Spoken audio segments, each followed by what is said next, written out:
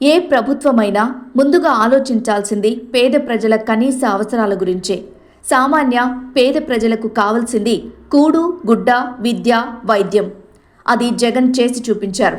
కానీ పేద ప్రజలు ఆరోగ్యం చూపించుకోవడానికి, పేద విద్యార్థులు వైద్య విద్య అభ్యసించడానికి కట్టిన మెడికల్ కాలేజీల నిర్వహణకు డబ్బులు లేవు అంటున్న కూటమి ప్రభుత్వం ఎన్టీఆర్ విగ్రహానికి మాత్రం వేల కోట్లు ఖర్చు పెడతామని అనడం చూస్తుంటే పేద ప్రజల బతుకులపై ప్రభుత్వ చిత్తశుద్ధి ఎంతుందో అర్థమవుతోంది.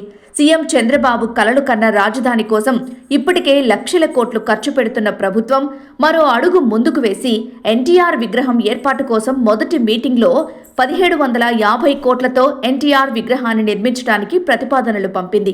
దీనిని మంత్రి నారాయణ మీడియా సమావేశం పెట్టి మరీ ఎన్టీఆర్ విగ్రహం గురించి వివరిస్తూ దాదాపు 60 టన్నులు గల ఎన్టీఆర్ విగ్రహం ఏర్పాటు చేయబోతున్నామని, అందుకోసం 1750 కోట్లు ఖర్చవుతుందని మొదటి దశ మీటింగ్లో చెప్పినట్లు వివరించారు.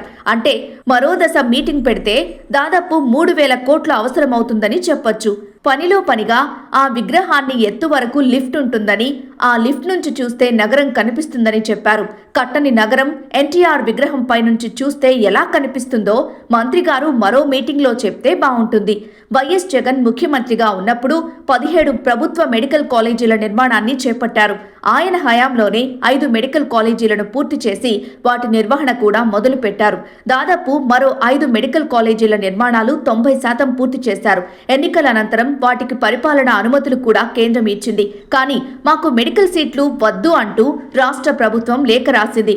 ఏదో ఇంకా చిన్న చిన్న పనులున్నాయి కదా, అవి అయిపోయిన తర్వాత ప్రభుత్వమే అడిగి మెడికల్ సీట్లు తీసుకుని కాలేజీలు, ఆసుపత్రులు నిర్వహిస్తుందని అనుకుంటే మా దగ్గర డబ్బులు లేవంటూ ప్రైవేటు వారికి కాలేజీలు అప్పజెప్పాలని చూస్తోంది. ప్రస్తుతం రాష్ట్ర ప్రజలందరికీ ఒక్కటే అనుమానం, ఎన్టీఆర్ విగ్రహానికి ఖర్చు పెట్టడానికి డబ్బులు ఉన్నప్పుడు పేదవారికి వైద్యం, విద్యను అభ్యసించేందుకు లేవా అనేదే. అలాగే మంత్రి నారాయణ మరో కీలక ప్రకటన చేశారు. నెల్లూరుకు ఔటర్ రింగ్ రోడ్ అవసరం లేదని, దానికి సుమారు 3000 కోట్లు ఖర్చవుతుందని, అంత డబ్బులు ప్రభుత్వం దగ్గర లేవని చెబుతున్నారు.